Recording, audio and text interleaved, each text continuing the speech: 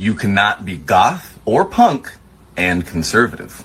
Granted, you can be alternative and conservative, but then you're only alternative within your own ranks. You're just cosplaying. Being a goth and being a punk is not about the clothes. It is about your ideologies and who you are as a person. Looks like I gotta remind bro here, who started punk rock? Let's take a look at some of the top pioneers. Johnny and Joey Ramone of the Ramones, outspoken conservatives and Republicans. Johnny Rotten from a band known as the Sex Pistols. You might have heard of them, maybe you have. Outspoken conservative. Bobby Steele of the Misfits, also a conservative. The ideology that seems to resonate now with modern punks is, if you don't believe exactly what I believe, then you're a poser, you're a cosplayer, you're fake. That whole ideology is just absolute crap. It is inherently anti-punk to say something like that. Who are you to tell me what I should think and believe? That seems pretty establishment of you. Stop trying to fit everybody into a box. That's not your choice. Not to mention you sound stupid as hell doing it.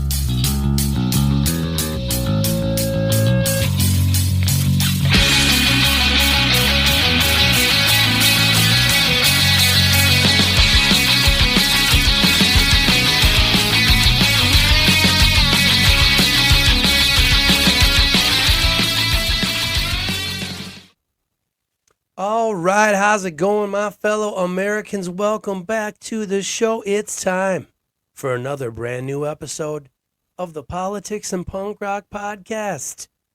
Thanks for being here. I'm Andrew for America, and today I had a great conversation with a couple young men that gave me hope for the future.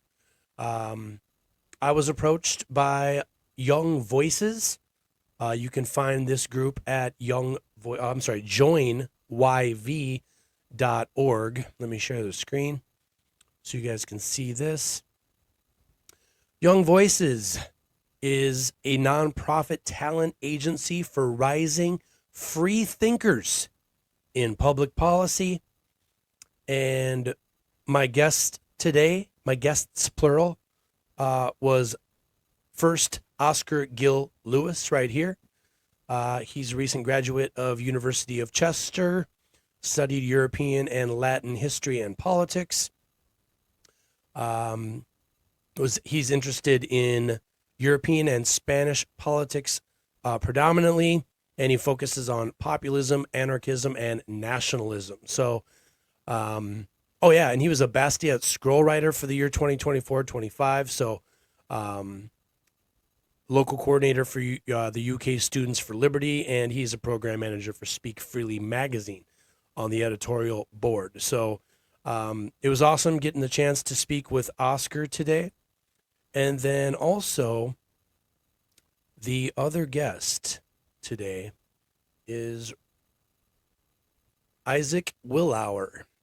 And Isaac is an analyst for Bowyer Research, America's leading pro-fiduciary proxy consulting firm. And he is an award-winning journalist who speaks on ESG and DEI, the culture war, and has done work and has written for USA Today, National Review, The Daily Wire, American Mind, and Wall Street Journal. So I'm going to introduce these guys in the show here coming up, but I just wanted to show you the website for Young Voices. So if you're a podcaster out there and you're looking for guests to have on your show, I would like to recommend Young Voices, joinyv.org, okay? Today we're going to talk about ESG and DEI, environmental, social governance, diversity, equity, and inclusion. We know that these concepts are very big in governments around the world now, and it's obviously been seeping into business and corporations around the world. We have a conversation today about whether or not these policies are helping or hurting business efficiency and profitability. We're going to talk about populism, populist movements like the MAGA movement in the States, or some of the populist movements that led to Brexit occurring in the UK. Oscar's going to touch on that. And we just had a really great conversation. Talking to these two young gentlemen really did give me hope for the future.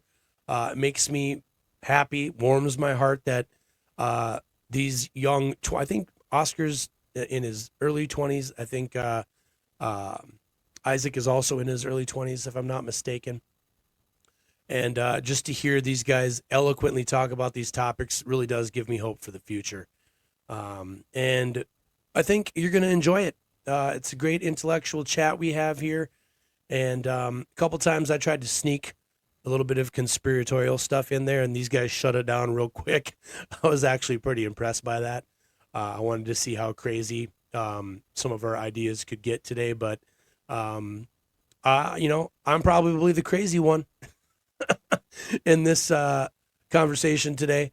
But like I said, I can kind of feel it out.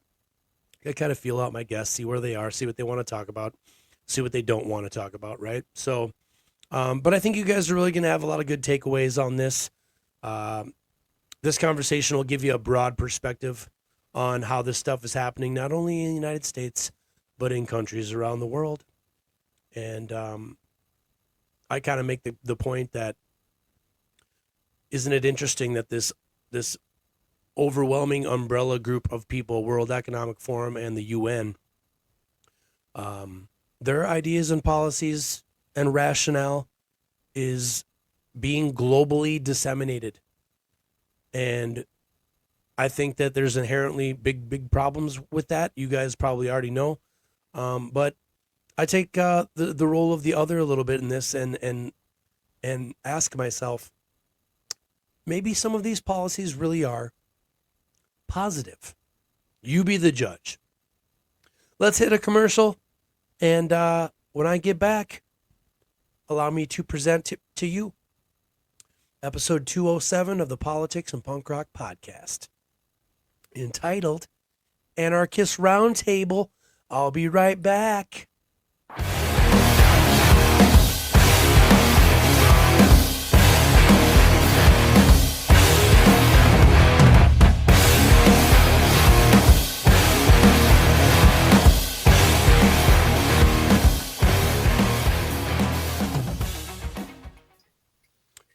All right, how's it going, everybody? Welcome back to the show today.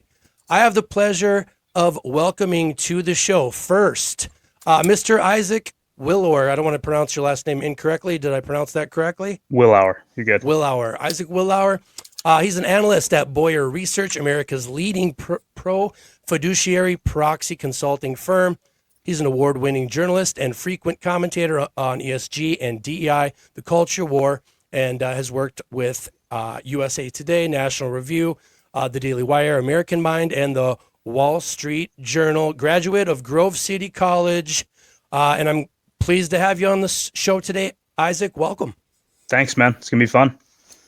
And also, we have Oscar Gill-Lewis here today. Oscar is a recent graduate of the University of Chester, where he studied European and Latin American history and politics, with a particular focus on Spain.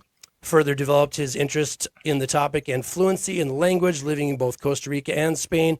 Oscar's interested in European politics, especially Spanish politics, and he focuses on populism, anarchism, and nationalism, as well as regional nationalisms like those in Andalusia and Catalonia. Oscar is a local coordinator in the United Kingdom for Students for Liberty, Bastiat Scroll Writer for the year 2024, 2025, and a Correspondent Program Manager on Speak Freely magazine editorial board. So, Oscar, welcome to the show today, sir. How you guys doing? Pleasure to be here. Thanks for having me. Yeah, so I kind of wanted to have you guys on. Let's first start with Isaac, and I wanted to talk about this article you wrote. And I'm going to bring it in here really quickly. Give me one sec. Here we go. So how left-wing activists are trying to save corporate wokeness. I wanted to start by having you kind of talk about what this article is about and how these environmental, social governance, diversity, equity, inclusion is a big push in the United States, I'm assuming, in other countries around the world. It's a big World Economic Forum, sustainable development plan. And there are definitely aspects of it popping up all over the world. So, Isaac, can you kick us off by talking about this article and what you learned and what the future holds for these concepts and topics? Yeah, Andrew, thanks for having me on the show. So I want to back up very quickly for people who aren't intimately familiar with the world of corporate finance. And I want you to imagine that the voting system in America works very differently than it does now. So every time there's a presidential election, I want you to imagine that instead of going to your polling place, you pull the lever, punch the card, fill in the circle, do whatever you do. Instead of doing that, you have to authorize a representative to go do that. And because there's hundreds of millions of people in this country, an entire industry grows up around that to the point where there are large companies that are competing for the right to go in and vote by proxy on your behalf, right? I want you to imagine that system. That system sounds really strange, right? Because we're all used to the idea of just going in. We just had an election. We're used to the system working very differently. But imagine that was the case. I need you to understand that is essentially how voting works in the corporate space. I'm referring, of course, to the practice of proxy voting. So if you own shares in a publicly traded company, the way this works is that every season you get an invitation to what is called the annual meeting of shareholders.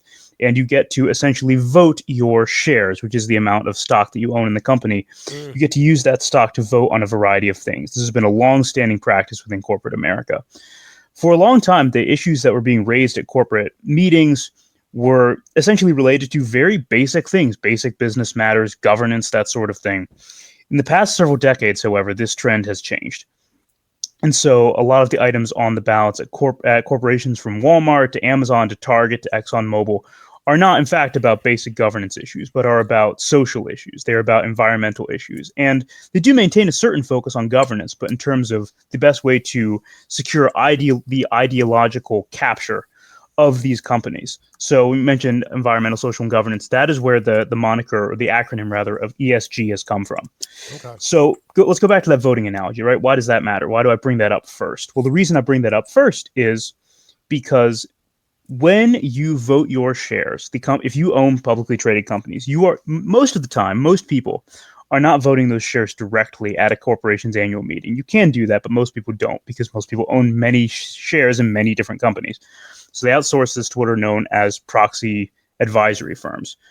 Most of those firms work incredibly to the left. They take their guidance very heavily from groups that are very heavily involved in climate change sorts of things, anti-fossil fuel, anti-conservative, pro-censoring of conservative viewpoints, this sort of thing. This has been the norm for years in American corporate governance, right? Only recently is this starting to change. If you're especially if you're an American, you've probably seen a lot of news, especially this election cycle in this past year, probably a year or 2 years now, about the decreasing prevalence of companies essentially backing away from DEI, which is diversity, equity, and inclusion programs, and backing away from ESG, which is the environmental, social, and governance that we talked about. I use these terms there's a technical meaning to these terms, but generally they can be all found underneath the broad umbrella of corporate wokeness, which is what we referenced in the title. So what do I mean when I say that left-wing activists are trying to save corporate wokeness? Corporate wokeness, which we use, again, a broad umbrella term. I know some people don't like the word woke, but it's just we're using the terms that we have. Yep. What do I mean by that? When I say that corporate wokeness is in retreat, what I mean is that many companies, most recently Walmart, there's a huge story about Walmart backing away from a lot of its pro-diversity policies yesterday, I think, in fact.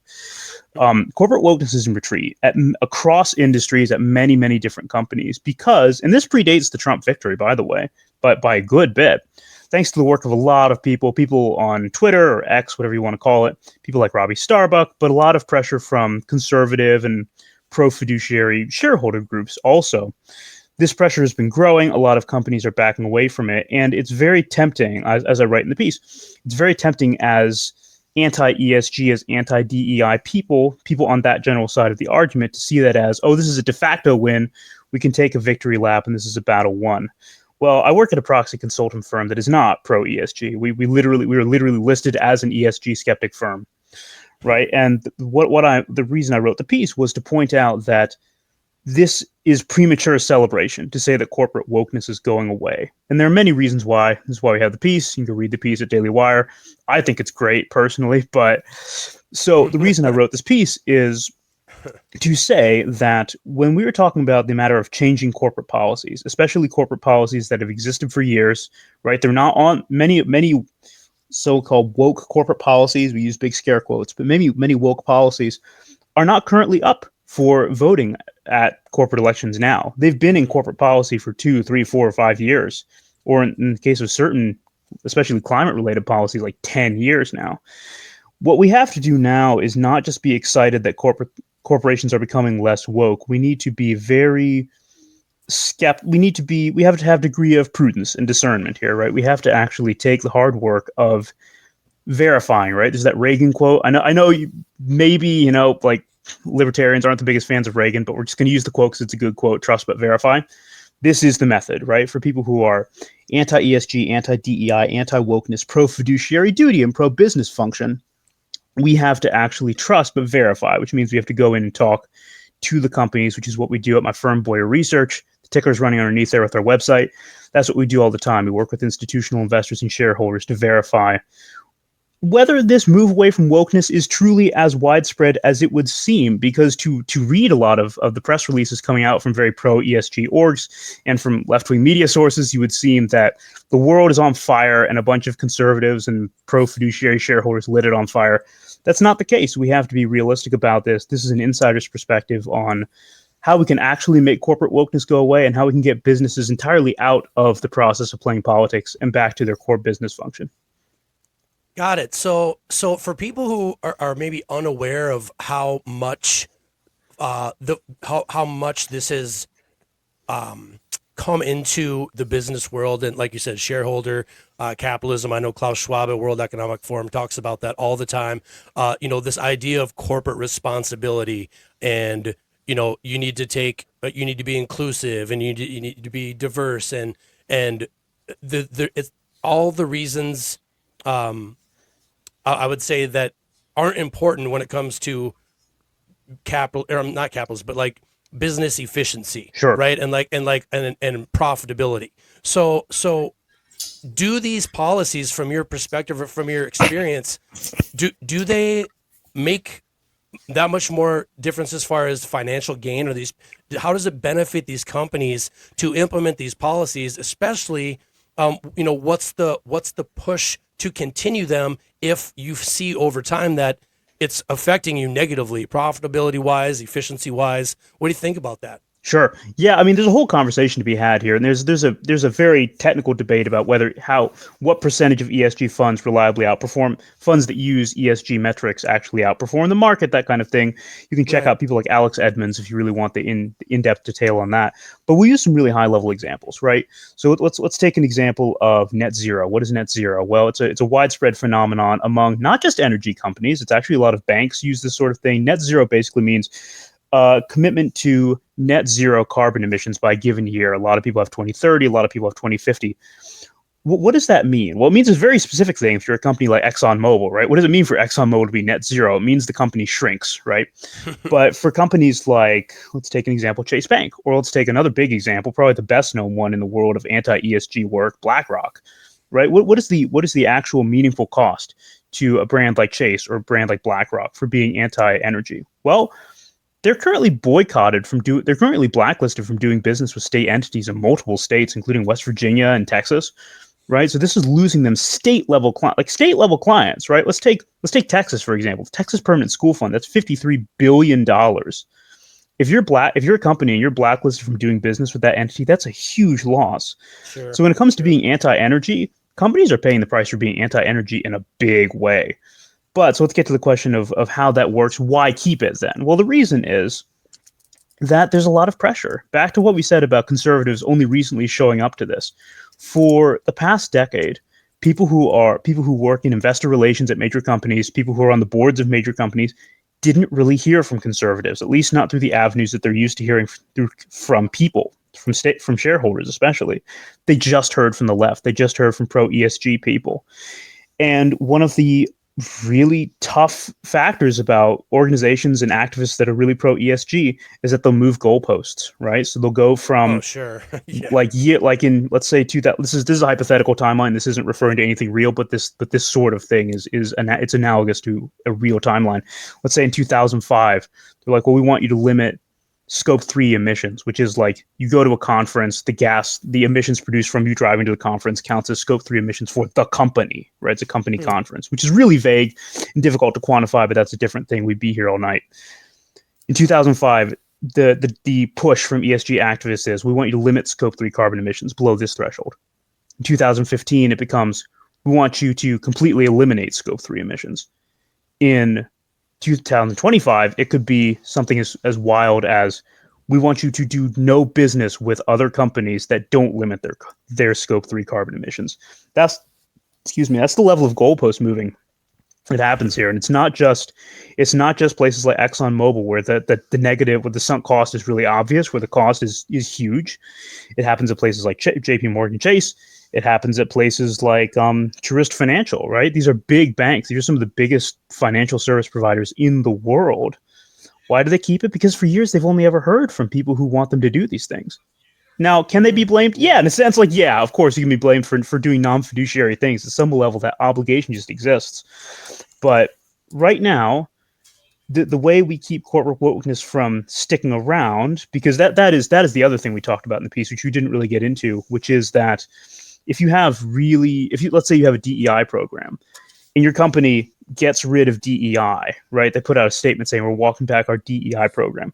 What does that mean in practice? Because that's just a boilerplate public statement, right? What is it? You can say we're refocusing our DEI program. What does it mean you're refocusing? Does it mean it's going closed door? Or does it mean you just rebranded it as the exact same thing? You just have directives never to talk to the media about it again. That doesn't actually decrease the amount of DEI in your company. It doesn't actually decrease the leftward drift in your company and the amount of bad business decisions that can result from that. So those are the things that we look for. Those are the things that we try and be aware of. And I think that's the path forward. It's a lot more complicated than that. That's the other thing. That's the other thing I'll close out this very long-winded answer with, which is that changing corporate policies, just like changing governmental policies, to be fair, is really hard. It takes nuance and it's really complicated. I'm only beginning to understand the scope of some of these things. And conservatives need to realize that creating cultural shifts, whether it's in the classroom at Columbia or Yale, or in the boardroom at ExxonMobil or JP Morgan Chase or BlackRock, these things do not change when the president changes. These things do not change when the administration changes. 100%. These things are, as the late, great Andrew Breitbart said, politics is downstream of culture. Changing culture is hard because changing culture involves people, right? There's that other adage, which I cannot remember who said it, but it was a lobbyist who said it to me, which is if you can't change the politics, change the people. And if you can't change the people, change the people. That's what we're up against right now. That's the move forward for us. And it's a lot. I mean, the odds have been stacked against us for years, but I think conservatives are finally standing up on this. It's a privilege to be in this movement. It's great. And it's an issue that I think more conservatives should care about. It's really, really important for all of us. If you care about financial freedom, if you care about businesses doing well, if you care about American capitalist free enterprise success, this is where the fight is. This is the battle. Yeah, I couldn't agree more. I mean, and I don't think people are going to get away from it. I think I kind of look at the whole ESG thing and the DEI requirements for a lot of businesses are like another type of a union. It's like another set of, it's like a new bureaucracy with new rules and new sets that just kind of slowly eliminates freedom from the situation. And I always wrestle with that. Like, how far is too far for people that, let's say you're an entrepreneur, you started your company by yourself with a couple people and you grow it into some big enterprise. At what point does the government come in and say, okay, well now, we get to have a say in how you run your operation, so long as you're reducing externalities and you're not doing anything illegal and you're not hurting anybody. I always wrestle with that. So Oscar, let's throw it over to you. Do you have something similar like this going on in England or any the other countries you've been to, Spain, from your experience over there? What can Americans learn about these similar topics from someone who isn't from the United States? How is this all going down, over in England? Yeah, so from my perspective, my understanding is that the UK doesn't enforce any ESG regulations. It's certainly a popular trend, as we say in the UK. When America gets a sneeze, the UK gets a cold. Right. So we tend to follow what American companies are doing, but we're also heavily influenced by the European Union, which is sure. very fond of these targets. It's very fond of low emissions targets and no fossil fuels by 2050 Sure. or end of emissions, but then will happily fly all of its delegates out on private jets. To the To Davos. Yep. Oh yeah. Yeah, To Davos. Oh yeah. exactly. Yeah. So we're definitely influenced by the European Union and the US in that respect. But so I think you see a lot of UK companies are interested in doing that, and I think there's probably a financial incentive for these companies to pursue ESG targets. But as far as I'm aware, it's not enforced by the government.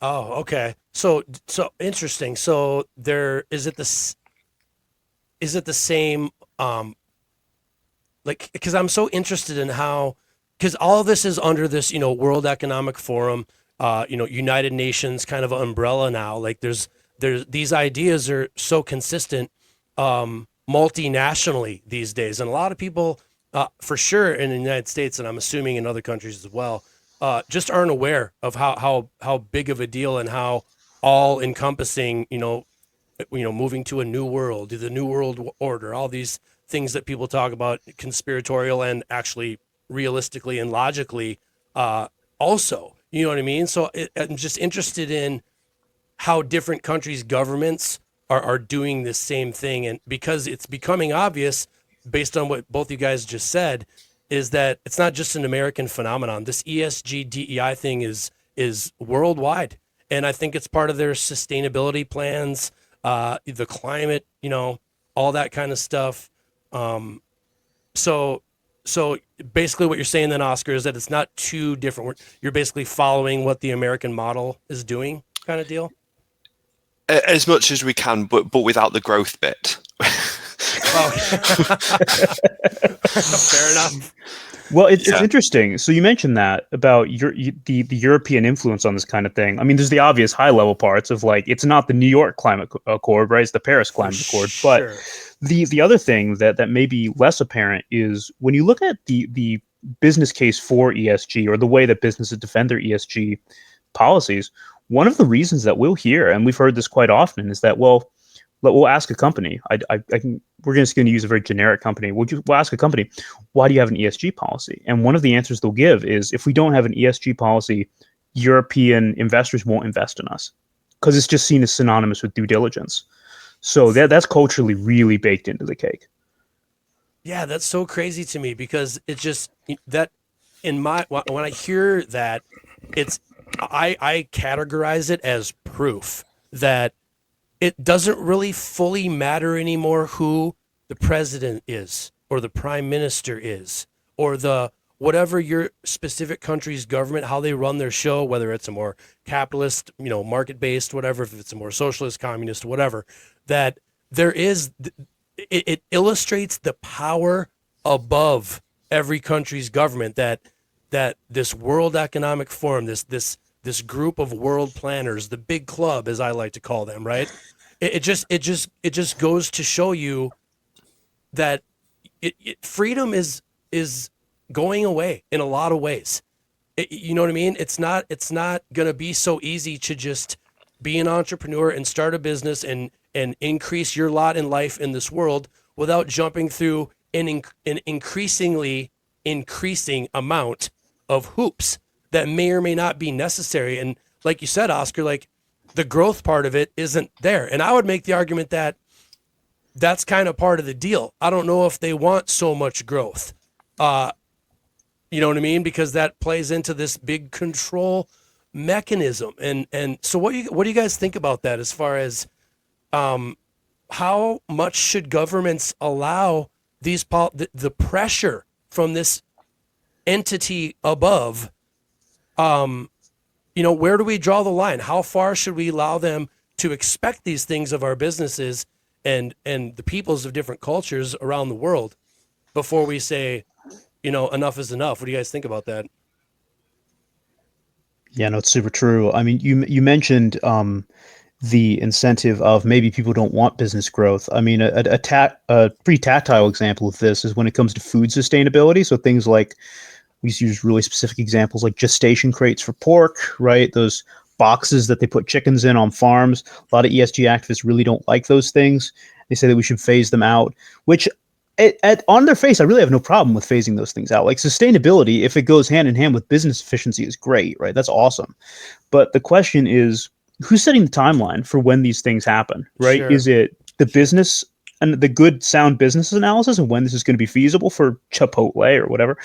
I actually don't know if there are Chipotles in Europe. That was probably like a horribly America-centric thing, but like you've got America sunglasses on, so like, who cares? But the question is, right, is it who's setting the timeline for these things? Is it an activist somewhere, or is it someone who has the company's best interest at heart? Because the dirty secret about some of the people who want to make it very, very difficult for food manufacturers to feed 8 billion people, honestly, man, like the truth of this, some people don't want there to be 8 billion people in the world. So the notion of of a food manufacturing chain or food production chain actually having to feed 8 billion people, it's a sunk cost. Well, okay, so it's very Malthusian in its implications. It's really twisted. Yeah, and that's kind of where I was going with that. Like, I mean, obviously every country is going to do it differently because it's not going to be. It's definitely easier said than done, But at some point, I feel like the day's going to come where nobody's going to even want to make the attempt to start businesses anymore. Everyone's going to need to look for a job from the government and from whatever businesses the government allows to operate, which is basically government control the means of production. And now how close to communism and socialism are we? So, you know what I mean? Oscar, what do you think? I wanted to ask you this question. Based on your experience, like, when compared to like the populism, I know this is kind of a shift change here. I'm kind of like changing directions, but the populist movement that is MAGA in the United States and is the Trump phenomenon. I know you have a lot of experience with populist movements, anarchism, and these concepts from Spanish and English perspective. So how would you compare, and I know this is kind of a big question, but like, how would you compare and contrast the growth of a populist movement in European countries from your experience versus how it happened with the MAGA Trump movement here in the States? Sure. So from my perspective, a lot of the populist movements in Europe sort of stem from they have a different government structures, right? So that some of them have parliaments. They don't have the same structure as the US with the executive branch, the legislative branch, and the judicial branch, and also they have different voting structures. So in the UK we have first past the post, but lots of people would like us to have proportional representation, and so there are countries like the Netherlands and in Spain where populist parties have really taken a stronghold definitely in some provinces of these countries, but also in the main parliament and across the country, but spotted around. And you can also see this in East Germany, or not the country, but the part of. Sure. And a lot of this reaction seems to come from immigration issues that Europe is facing at the minute. Whereas the US has, from my perspective at least, has its own immigration issues, but they don't seem like a primary impact on the increase of the populist movement in the US. So Trump is, one of the key factors of populism is being anti-establishmentarian, being not the establishment, but going against the establishment. So I think Trump is a very key figure. He's not a career politician like Joe Biden, for example. Think of Joe Biden what you like, but he spent his life in the Senate, as the vice president, as the president, and then a lot of people stay on, and then like Obama, and then they give their blessing to the next Democrat candidate. But Trump is not like that. He spent his whole life in business, and then all of a sudden he wins the primary and then wins the election. And I think he gained a lot of support from people, especially in rural areas, especially rural Pennsylvania, which I understand to be a swing state. That they not that they identified with a billionaire, but they identified with somebody who was not part of the club, and who went in 100%. and said, "I'm going to stick it to you guys.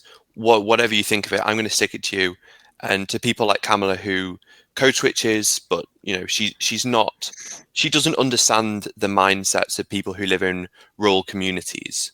I mean, Sure. I feel like she can't even communicate well with her donors.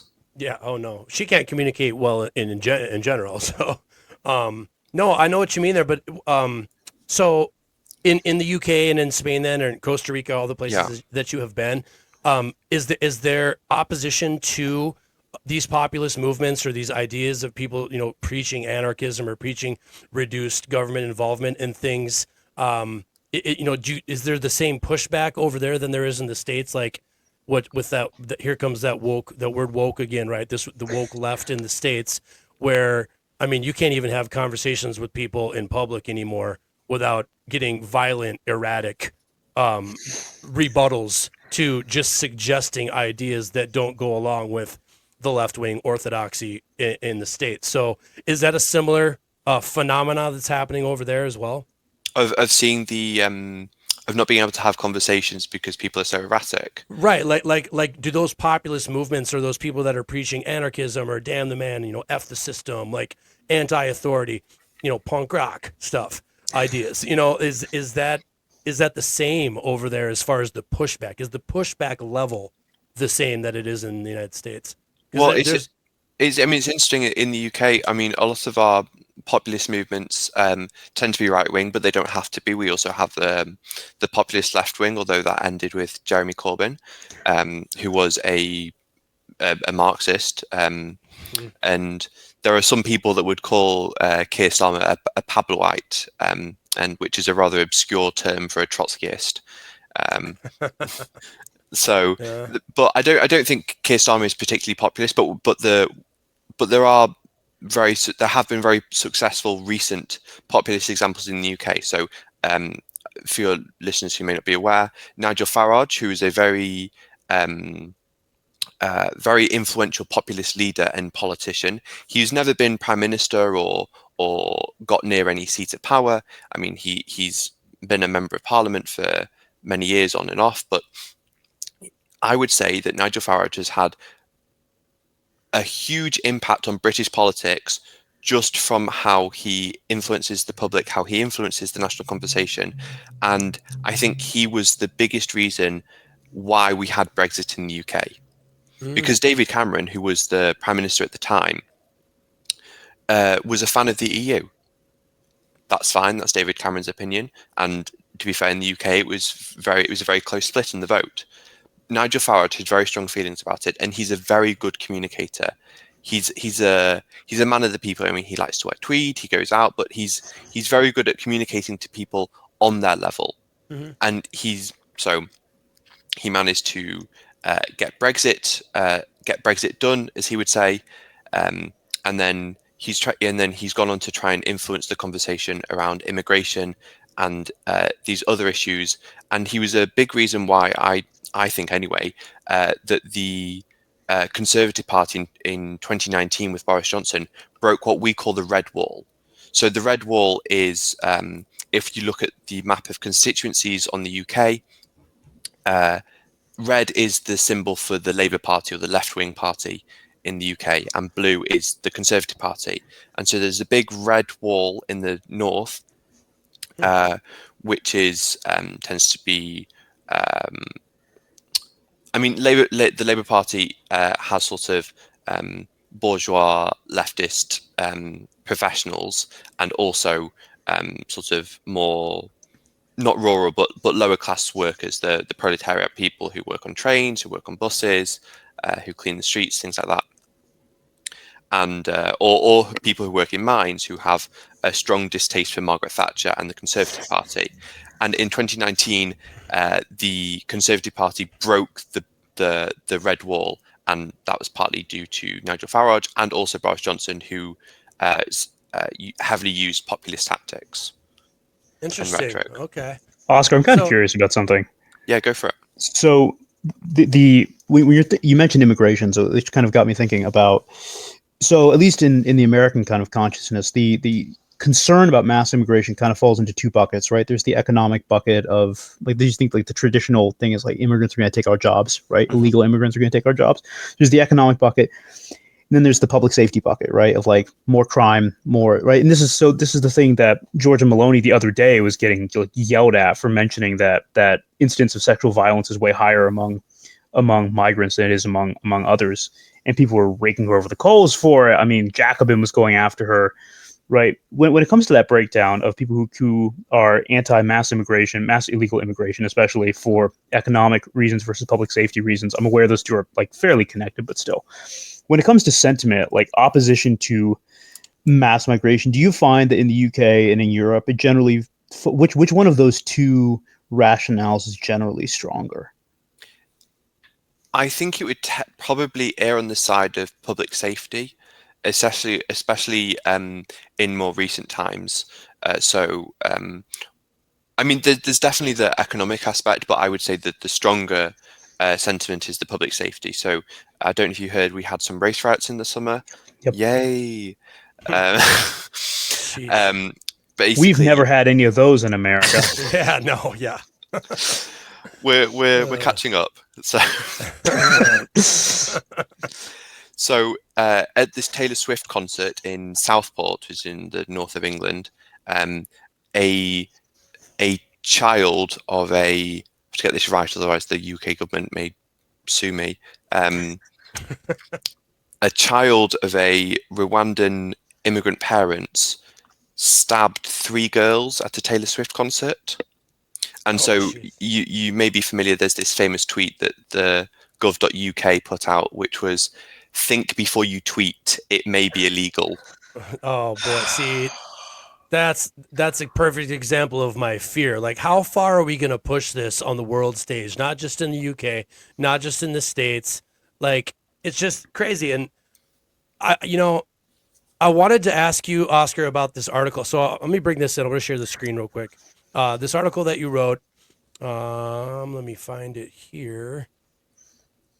Oh, no, that's not it. Give me one sec. Here we go. As he's scrolling to that, I think that's super enlightening, because like, yeah, you're right. I kind of forgotten about that Taylor Swift thing. Those kids were like 11 years old. They were very young. They were young teenagers. And you might also remember the in Germany when they let in about 1 million migrants. I think it was around Christmas, and they were encircling women, and because they were wearing skirts, and I think they it led to an increase in rape, and sexual assault. And I think we used to call Malmo, Sweden, the rape capital of the world after there was a bunch of mass migration in there. That was a couple of years ago at this point. Yeah, exactly. So I think Germany has the same issue. France doesn't collect race statistics, which is quite interesting. So if you want to know how many Muslims have committed crimes, or how many French people or white people or blue people have committed crimes, we don't know. Yeah. I mean, by the way, that, like, really quickly, and then we'll get to the article, I swear. That perpetuates racism, by the way. If we're going to talk about if you have no data to go off of, people are just going to assume things. Mm-hmm. And those assumptions are going to fall along preconceived lines. That's how you engender and increase the perniciousness of racial stereotypes in them. Anyway, on the article. And I think the Cato Institute is doing some work on immigration that's and they work with a lot of data that shows that actually migrants don't commit more crimes than natives, and actually suggests that natives commit more crimes.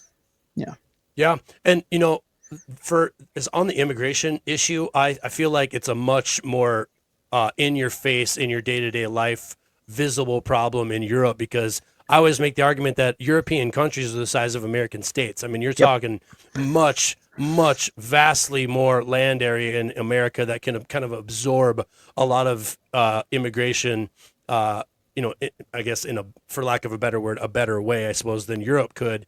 And that makes me, this whole conversation, to your point too, Isaac, about how the perpetuating of these narratives, and it's like we're going to open the floodgates and make every nation in the world multicultural, which is inherently going to have bring cultural conflicts because of different belief systems, different worldviews, different social norms, and cultural mores, all melting potted together into one big thing. And then it makes me think about Klaus Schwab at World Economic Forum saying, the world is going through 4 transformations, and one of them is a more violent, more confrontational world. And it's like he's saying that we're doing this, and we're doing it by design. We want you focusing on racism and racial, conflict. We want you focusing on the climate change, whether or not we're throwing chemtrails in the air and seeding clouds and creating hurricanes. And it's like they have a method of perpetuation, and the answer, they already have the solution. It's like thesis, antithesis, synthesis, right? Straight out of Hegelian dialectic is they're going to show you the problem. They're going to talk about the problem. They're going to drill it in your head. But don't worry, America. Don't worry, UK or anywhere else in the world. We have the solution for you. We already thought about it. Our very intelligent, illuminated, enlightened minds here at World Economic Forum and the United Nations have thought about this, so you don't have to. You just go back to bed and don't worry about what your government's doing. And then slowly but surely over time, these policies are implemented. Slowly, one freedom's taken away, another freedom's taken away. And something you wrote in this article, Oscar, which let me share the screen right now, I really liked. Let me show this real quick. Here we go. In opposition, conservatives must stand up against the nanny state. And I love that title, but you say something in here. Let me scroll down that I really like right here. Starting with governments right here. Governments seem comfortable confiscating our freedoms, one morsel at a time, slowly chipping away at our liberties and cultural norms, but without any of the flashy aggression of actual authoritarianism. I love that. That's a bar. That way, we stiff upper-lipped Brits don't register it as a loss of freedoms, but a mere inconvenience. And I think a lot of people think that way. It's not that big of a problem. Why are you worried about that? Don't worry about that. This is for the greater good. This is for the betterment of everybody, blah, blah, blah, right? Or perhaps even our civic duty to support the government in its latest noble quest to protect the NHS from those who use it and pay for it. So I just like how you're talking about a smoking ban here, but I love the sentiment of your words there. So can you talk about this article, Oscar, a little bit, and what you found and what your findings were? Yeah, of course. So I wrote the article against a variety of smoking bans in the UK, and one of the most prominent ones, which is quite useful to talk about, is the generational smoking ban. And so what that means is that anyone born after 2008 or 2009 will no longer be able to buy cigarettes. So let's say that I'm born in 2007, I can buy cigarettes for the rest of my life. But Isaac, who's born in 2008, you will no longer be able to buy cigarettes. We can go to the supermarket together and it will be illegal for you to buy cigarettes, but not for me. I don't even smoke, and that makes me want to smoke. It will phase out smokers or illegal smokers or legal smoking. I feel like these narratives, you guys, are genius. It's like a perfectly crafted self-fulfilling prophecy. You are the enemy. You are wrong because of X, variable X, and we expect you, and you should be doing, variable Y in order to, at what point like you said, like we have to put our foot down against the nanny state. Where do you draw the line, and can you even draw the line? Is it already too far out of a small groups maybe control some populist movement? Is it something that it's already just time has evolved to this level of national, I always think of the Rockefeller quote, the supranational sovereignty of world bankers and an intellectual elite is surely preferable to the national auto-determination practiced in past centuries. It's like they're flat out telling you what their plan is. What do you guys both think about that?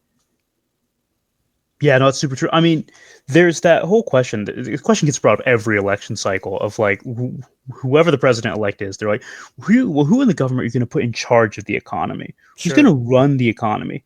The correct answer to that is I don't want anyone in the federal government running the economy, because there's not because they're bad people. Some of them definitely are, but like it's a situation of no doubt. That's not the federal government's job to run the economy, whatever that exactly means. And no one ever explains what they mean. But yeah, I don't want anyone in the federal government running the economy. There's nothing that I trust as an organ of the federal government to micromanage the economy. And then I just like angrily like throw a Friedrich Hayek book across the room, and that's just the end of that. But yeah. Yeah, I mean, it's just going back to what Oscar said too about the age difference thing with the smoking ban. Like, it's such an arbitrarily created thing that to intellectual people that aren't easily hoodwinked, right, are going to look at that and say, is there a hidden agenda here? What's the hidden agenda? What's the motivation? Is somebody making money off of the situation? Is someone trying to hurt, cigarette manufacturing industry?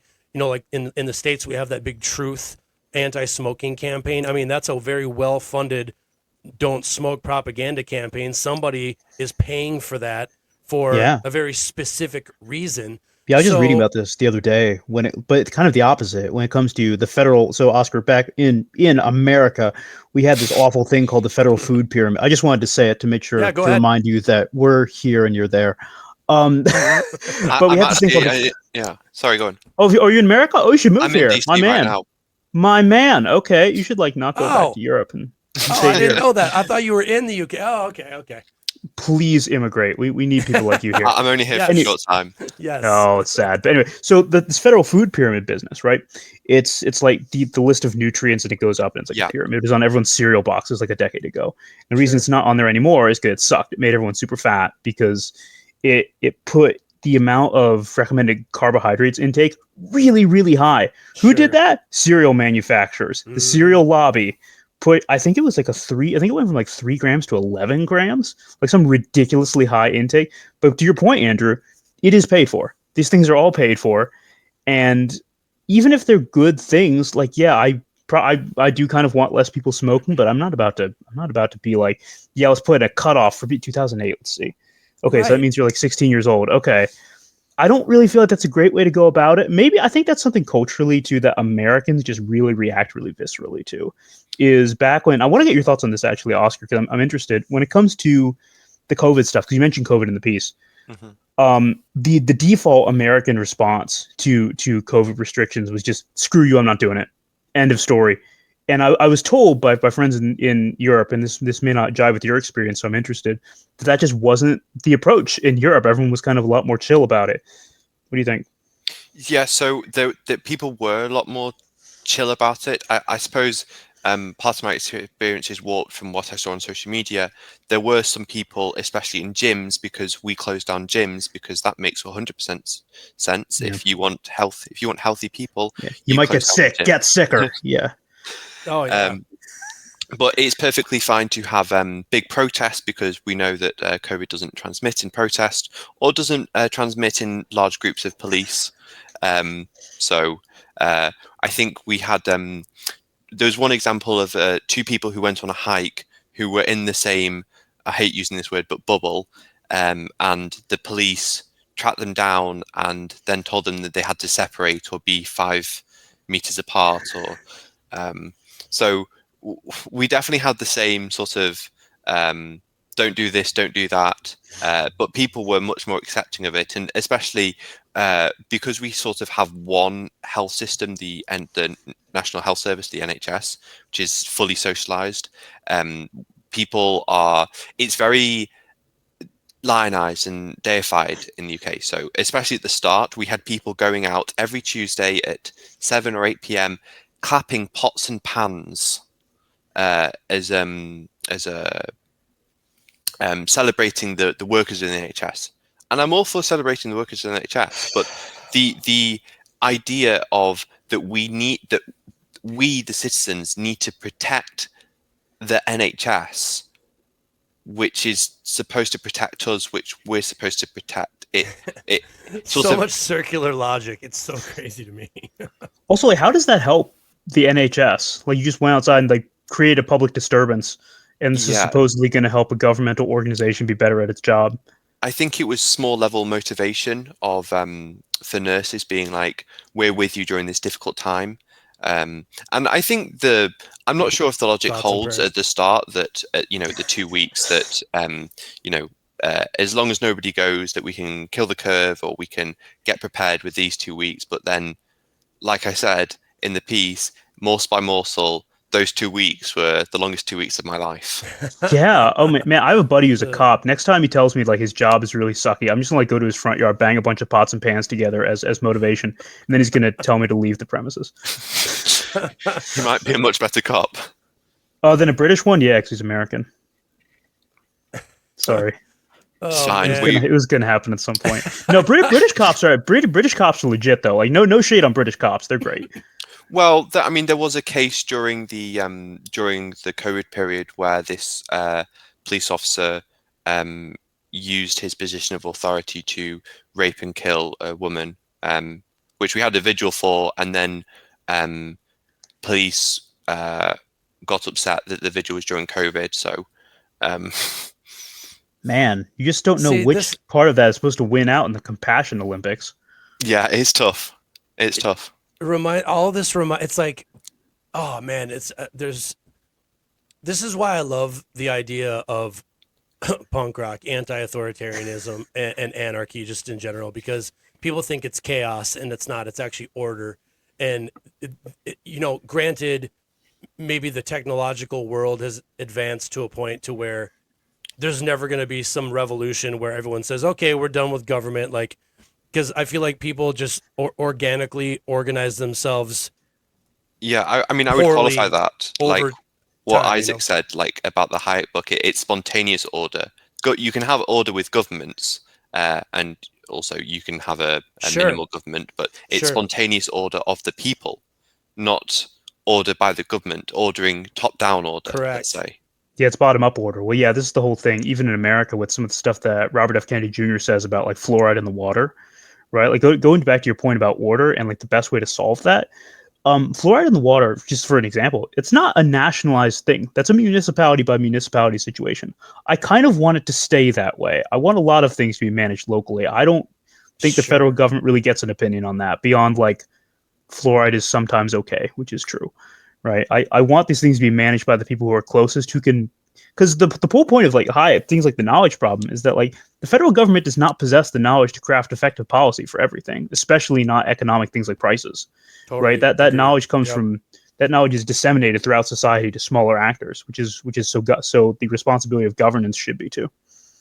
100%. And like you said, that sometimes fluoride is good, that the federal government can't sit in Washington, D.C. and go, oh, well, for this city, Wyoming, it's or in Kansas or wherever, this level is good, but this level is not, and we should start it here or cut it off here, or why don't we just quarantine the entire country? We would never do that. So fascinating to me hearing how, we would. Yeah. Yeah. It's just so fascinating to me to hear these stories of how the COVID thing was, I call it the COVID op, because I think it was a military industrial complex operation. And I think that watching how, like, I always think of Jacinda Ardern in New Zealand, telling people we're going to lock you down in your homes. You have to listen to us. Don't listen to any misinformation or disinformation. We will be your, quote, single source of truth, unquote, directly out of George Orwell's book, right? So it's just very interesting to me to see how different world leaders around the world handle these ESG guidelines, policies, how they handled the COVID crisis, and how much these bureaucratic groups are slowly encroaching into everybody's day-to-day life. You know what I mean? Yeah, well, the point that Oscar makes.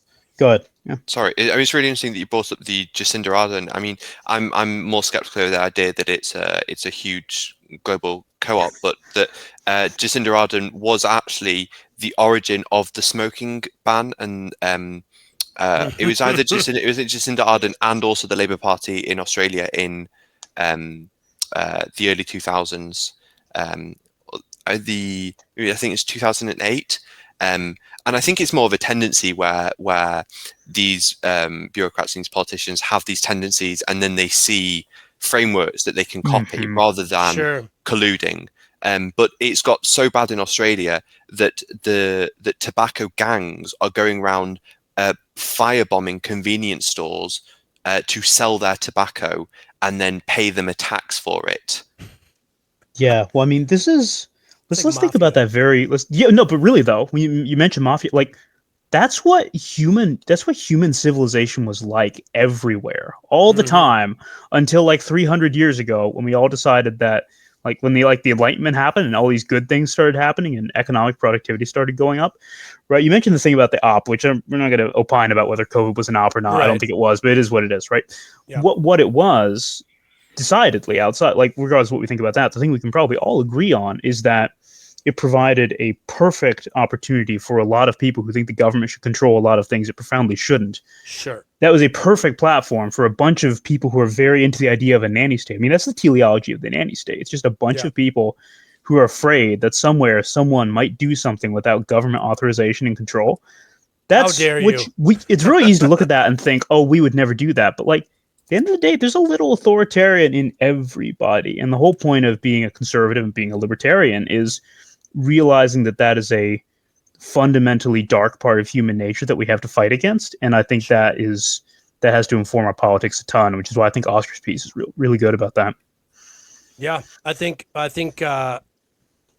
having logical, rational voices non-emotionally explain advanced, complex concepts is required and necessary in this world of, I call it clown world a lot of the time, and based on exactly what we were talking about here today about these arbitrarily imposed regulations on smoking or on, separating 6 feet from each other. Like, I work at a bar, and we literally during COVID, this is the most non-logical thing I've ever seen, and it just like every time I looked at these things, I was just like, what is happening to rational thought in this world? We literally had this guy build these plastic separators on this like wooden thing that you could like, it hooked onto the back of the bar and you could slide it down depending on how many groups. So you had 2 people here, you could bring the separator things to the 2 people. If they had a third person, you slid it down.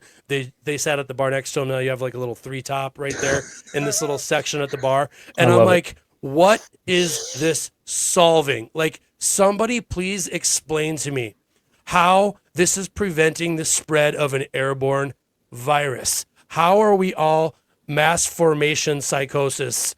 How is this happening right now? And it's happening not only in the States, it's happening around the world. So what do you guys think about that? Is that, can that be laid at the feet of the media? Is that the successes of the media networks and telling everybody what to think around the world? Maybe. I mean, I remember a moment during probably early COVID, probably March of 2020. I walk into a store and I'm at the one end cap and the other end cap's like 20 feet away. And there's this woman who comes into the aisle on the other side in violation of the stickers on the floor telling us which way to walk. So I reported her to the Ministry of Truth immediately. That's a joke. Anyway, but like she's like getting her stuff and we're like 18 feet apart. And then she turns and she looks at me and she gets this look of like horror and concern. Like she's just killed my puppy in front of me. She's like, "Oh, I'm so sorry." And she leaves. We don't we can be in the same store at the same time. Like, I'm not spitting 18 feet across this aisle to hit you with the COVID. That's not a thing that happened. It was just I don't know. I graduated high school in 2020, so like this was just a very formative thing for me, and realizing how quickly our survival instinct, which we'd all like to think are buried very deep because we all have like iPhones and trust funds and like cool stuff like that. The minute an existential threat pops up, we revert back to some very tribalistic, very medieval ways of thinking. And these things are very under this. They're a scratch away from becoming the driving factor of our consciousness. And I think so. I think some of it is the media. I'm sure you're right about that, but I think some of it is like we as people, inherently, fundamentally, what we are as people hasn't changed. That bit is transcendent. That's just one bad moment, a collective existential threat away from emerging again. I don't know, Oscar, what do you think? I mean, did you guys have a run on toilet roll? I don't know what that is. Never mind. Yeah, sorry. Yeah, yes, we did. It was fun. People were throwing punches over toilet paper. Great. Yeah. I see what you're saying. Yep. Yeah, we had the same thing with flour as well, because everybody got into bread making, so you couldn't buy flour at all. Yeah. It was flour. In America, we got into sourdough starter. So yeah, we did that as well. I mean, part of it is that a lot of people will note that the news and the media tend to talk about negative things. Nobody goes in front of a high school and says, "Look, there wasn't a school shooting here," because it's their rare events, and what's the saying? I think blood cells, or people. Like, I think it's what Isaac said. It's deep within us that we have a negative bias, that we're on the alert for threats, and people flight or flight, yeah, exactly. And people want to see that on the news, no matter how weird it might look. Yeah, it's entertainment. I don't think it's news. I think it's entertainment, and I think that it exists to make money. And if the going back to shareholders and stockholders, if the product isn't performing, then and it still stays on the air, there's how long are you going to let something be in the red before you say, okay, we got to go in another direction? And I think that's about to happen in the States with this new Trump election. Is that I just talked to my buddy Sam Winchester from According to Sam podcast on my last show, and we were talking about how the media is about to get shaken up. Mika Brzezinski and Morning Joe Scarborough going down to Mar-a-Lago to, Sam, how Sam put it is they had to go kiss the ring. They had to go kiss the ring. They had to, and they normalized and legitimized this Hitler character, the most racist, evil, misogynistic person to ever live that needs to die and never come back. Right. And so now all these left-leaning people are pissed off because, why would you go sit with Trump?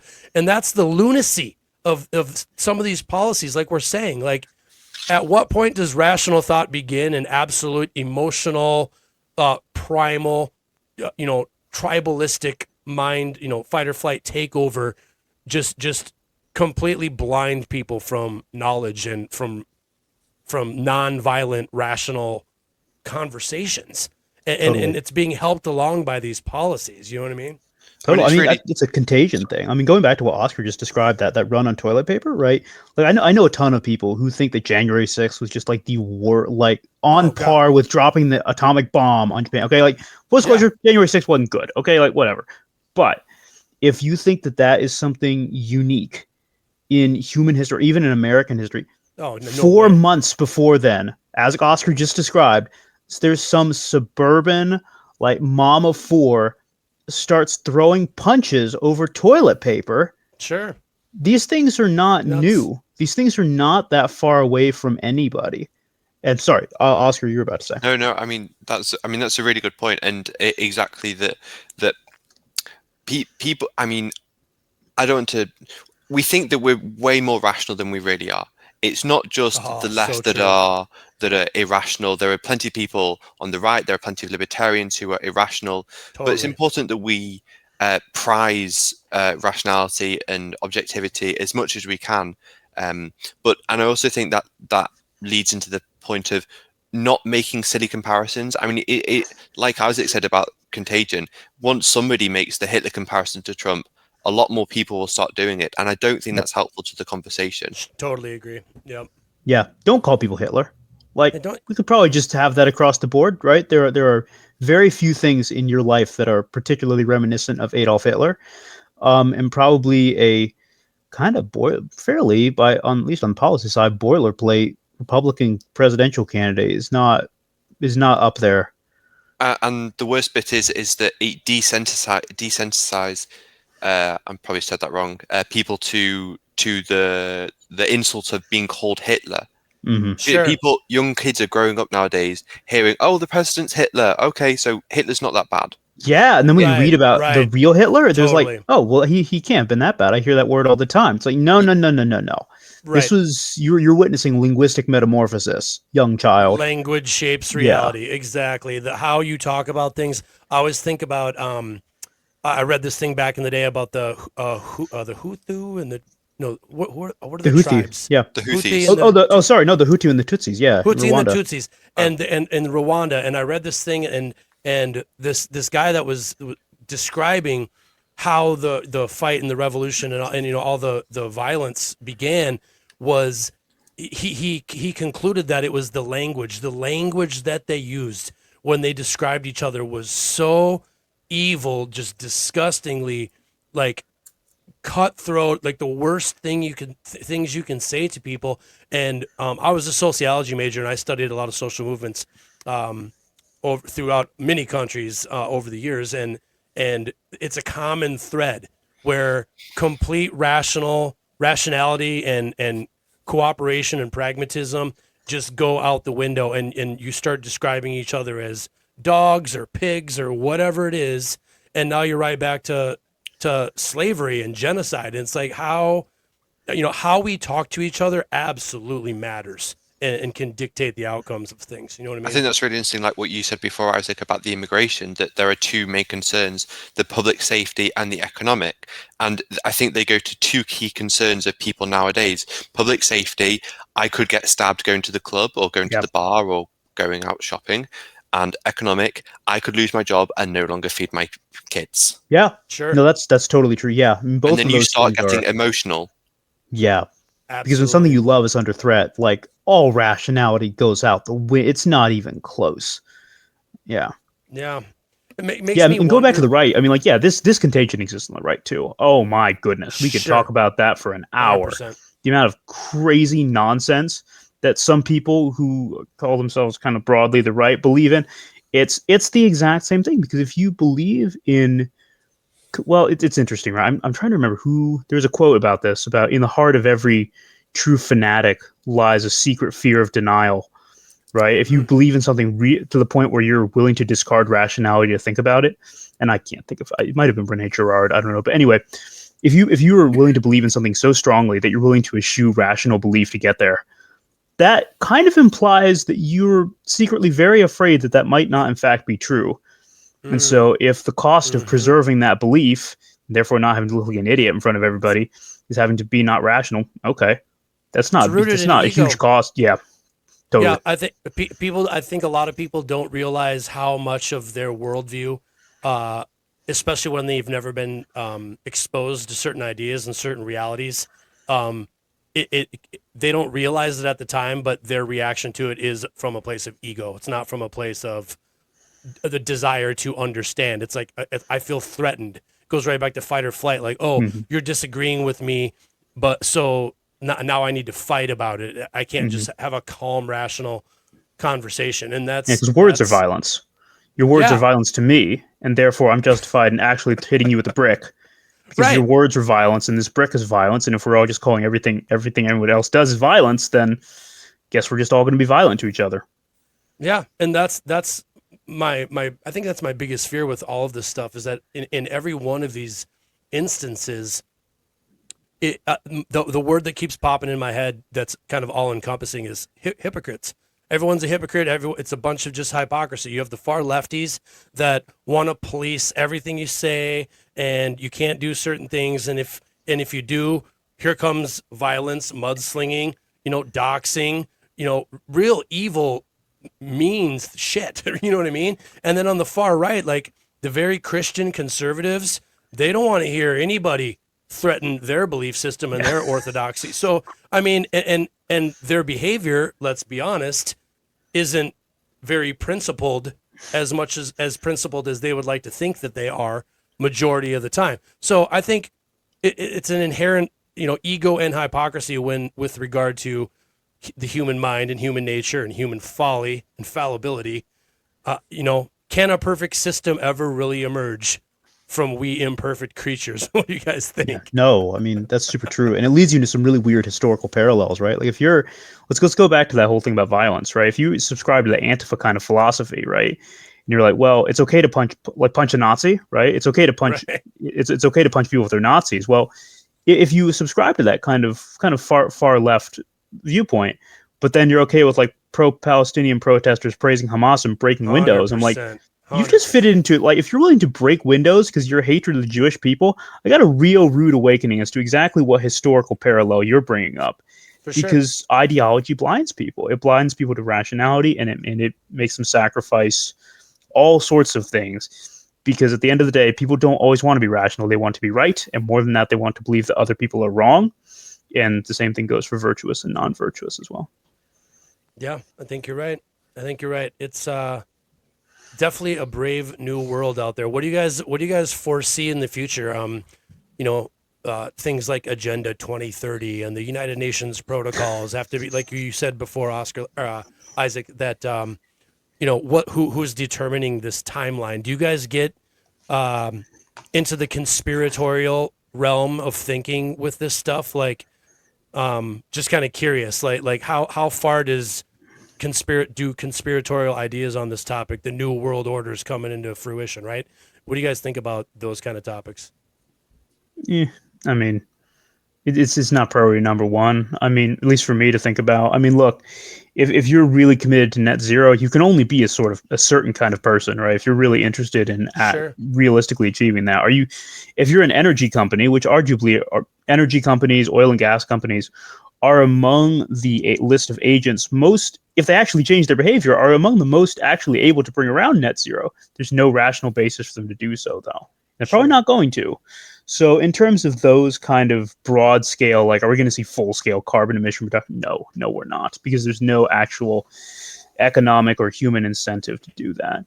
In terms of some of the transhumanist stuff, the anti-human stuff, I have certain opinions on, like, abortion on demand, widespread, that I think a certain teleology of what a human person is can lead you to some really dark places.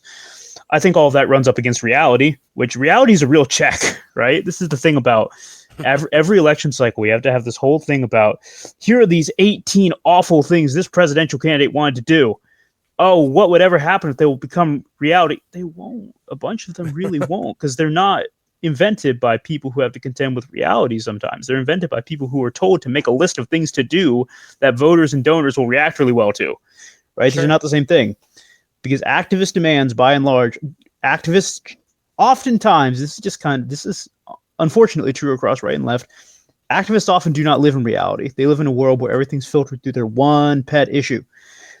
This means that reality is a huge check on any ideas that you come up with, because you can be all net zero if you want to be in, like, the back room planning room to set out the Davos agenda or the WEF agenda, whatever you want to do. But when it comes to actually getting major geopolitical actors to curb their carbon emissions, that's a big check, because that's way harder to do than writing a blog post about why net zero is good. Sure. So I'm sure there are some conspiracy theories that are true. Maybe, I don't know. I'm not going to jump into that super far, but, like, I think reality functions as a check. And I think reality functions as a check a lot more than a lot of people give it credit for. Reality has saved the world from many very dumb, stupid, immoral ideas, and I think it probably will continue to do so. Yep, I think it's God, what is that quote? That you don't need to cage the truth, let it loose, because the truth defends itself, or whatever. It's like that kind of speaks to what you're saying there. Like, reality is a check. Sooner or later, you're not going to be able to escape your ideological BS. And what's that other quote? I'm thinking of all these quotes right now. That the truth is what it is. You must bend to it or live a lie, basically. And Yeah. it's like you're not going to get away from the reality and the truth of a situation. It's only a matter of time. So I like that. I think you got a good point there.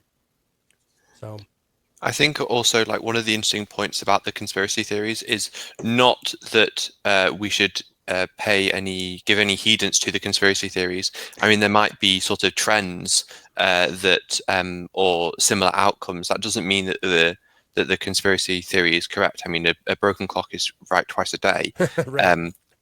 But there are some worrying trends in the world. Like I would point to places like Mexico, and then also the EU in the Paris Accords.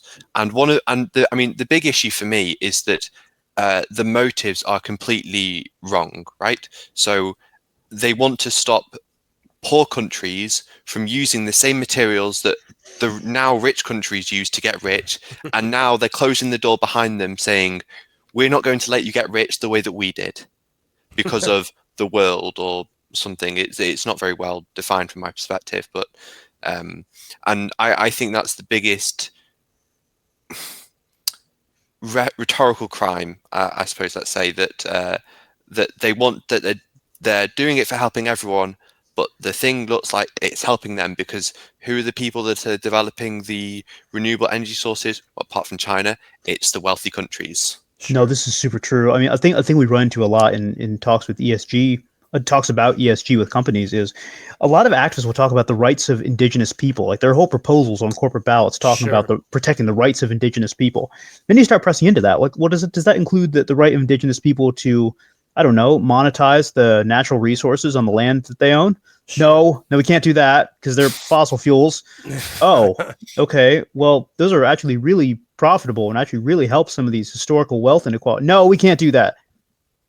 Sounds to me like you're only for certain rights of indigenous people. And I'm like, I'm sorry, for someone who has been in centuries, if not millennia, of generational poverty, the right to feel slightly happier on Trans Visibility Day is significantly less than the ability to make a bunch of money from monetizing the natural resources that you own, that there is a market for. One of these things is way more fulfilling than the other. It doesn't mean the other one's like nothing, but yeah, no, this is true. But Oscar, you're exactly right on this, because it's the question of, well, what actually is meaningful. There are things that are meaningful from a human fulfillment standpoint of like, I feel better about my life. I feel less oppressed in my life. I have less burdens on my life. I'm all for that, man. Go crazy. I don't care. I really don't. Like, unless you're hurting someone or like doing things to kids, I can only be asked to care so much. But there are things that predate that. There are things that are prerequisites for that. You have to have a degree of financial stability. You have to have a level of human flourishing below a certain level of human flourishing. Doesn't matter how inclusive your culture is. Everything sucks. And we need to have a realistic sense of priorities on that. Yeah, I like that. I always think about that. Like, you know, we're protecting the rights and we're supporting indigenous cultures. Well, who determines whether or not your practices are helping those indigenous cultures? What if those indigenous cultures don't want modernity? What if they like being tribal hunter gatherers, or what if they like, you know, whatever their culture, like their culture and how they operate and how they organize themselves? What if they want modernity? Yeah. What if they do want modernity? And then you're like, no, you can't have these things. Yeah. That's my point. Like, again, it's this bureaucratic entity making all these determinations. And that's why I always think leaning more towards anti-authoritarian, libertarian, anarchist ideas is the check. And educating people about what these things really mean and how they really operate and function in societies. I think more people need exposure to that, because I think, especially in the United States, for a very long time, the media is not interested in even, you know, introducing these type of ideas to their viewers and listeners. So, all right. I don't know. What do you guys think about that? I mean, part of it is like a budget issue, right? So like the amount of people who are libertarians in even America is vanishingly small. So there's no profit motive for these media companies to introduce these ideas. I mean, partially for like they have to give a balance to the ideas, but nobody considers. I mean, if you are going to include the sort of more minority viewpoints of libertarianism, when do you start including Trotskyism or Aren't they already socialism? doing that? Aren't they already doing that in the universities? Well, I guess I was speaking more about media that are forced to I see what you're saying. give a balance of views. It's like, well, if you have to give every single view, there'll be no time for anything else. So they're giving Some might say the Marxist perspective is wildly overrepresented. Yeah. And I guess that's what their viewers want. Yeah, that's fair. That is the incentive. Yeah. Yeah, and I mean, I went to a liberal arts college. I went to San Diego State University. My BA is in sociology, and I always make this this little joke, I guess, and I don't think it's probably not that funny, but I think it's funny. But I was assigned I always say I was assigned the Marx Engels reader, but I was never assigned Rothbard or The Wealth of Nations, Adam Smith. Like, I wasn't assigned pro-capitalist literature. I had to absorb Marx and Engels for my sociology major. So, and that goes back to, I don't know if you guys are familiar with the ideas of KGB, Yuri Bezmenov, ideological subversion, how he makes this claim. He made this claim years ago that the subverting the minds of American students has happened for 30, 40 years. And that's why, and he said you can point to the successes of it just by looking at the culture in the States now and seeing how the education has created a lot of these ideological beings running around preaching all this stuff, I mean, we can sit here and talk about it and complain about the long march through the institutions all we like, and I think it's definitely an issue in the UK and the US. But I think the greatest antidote to things like that is promoting self-reading, self-research, self-actualization. Go out and find these books for yourselves, but also create your own institutions. I mean, there are institutions like Young Voices that promote young writers, young talented writers who support the ideas of liberty, that go out there and put their ideas out there to an audience. And that's exactly what we should be doing. We should be creating these institutions that counterbalance the ideological dominance that the Marxists and the centre-left people have had in our institutions, like in the civil service and in universities and in high schools and secondary schools, and they've had for the last however many decades. Yeah, I agree. I think that's a great place to end it today too, guys. I think that's a great point. Is it goes back to what I was saying too about the education, the rationally explaining these ideas and concepts and topics. And I love that we have this medium of podcasting and the internet now, and we can talk to people with different perspectives all over the world. It's a beautiful thing, and I think it's the future of media, and that speaks exactly to your point. And I appreciate you guys coming on the show today and chatting with me about these topics. Before we get out of here, you guys, you want to let people know where they can reach out to you if you wanted people to be able to contact you and talk about stuff, see what you're doing? Yeah, sure. I'm on Twitter. We used to call it Twitter. Now it's X because the free market demanded it, or Elon Musk wanted it, whatever you want to say. But I'm on X, Isaac Willour, ISAAC, WILLOUR, and youngvoices.org, of course. Join YV.org. Sorry, we rebranded. There you go. Isaac, thanks for being here. Oscar, where can people reach out and find you? You can find me on LinkedIn, and you can find me at Twitter. Gill_Lewis 65, GILL_LEWIS 65, and also WeSpeakFreely.org. Awesome. Well, thanks so much, you guys, for being on the show today. Thanks for such a great conversation, and feel free, reach out to me, come back if you ever want to be a guest and chat about stuff. Okay, guys? My pleasure. Thanks for having us on. Thanks, man. Thanks so much, guys. Thanks for listening. Thanks for watching, everybody. We'll see you next time. This has been episode 207 of the Politics and Punk Rock Podcast, entitled Anarchist Roundtable. I think DEI and ESG is just divide and conquer 2.0. more control over you. We'll see you next time.